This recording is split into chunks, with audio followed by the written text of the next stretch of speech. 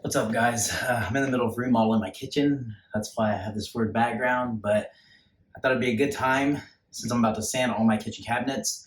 I felt like it would be a good time to do a review on a Ryobi sander.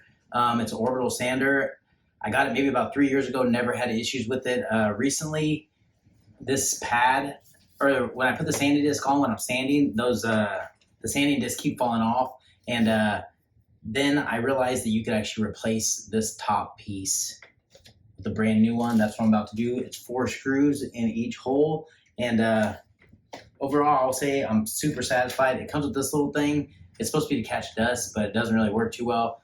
But again, typically when you're sanding stuff, you're doing it outside, so it's not that big of a deal to me. It's the on button, the off button. It's easy on, easy off, easy to hold. It's not too heavy. It's not super light, but like I said, I'm not upset with it. Anyways, I'm gonna go ahead and change that pad. So if you're one of the people that have this issue,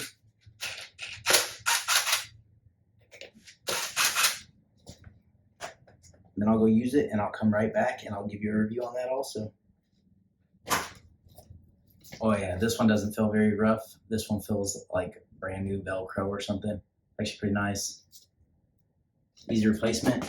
Or if you damage yours or it rips, easy replacement.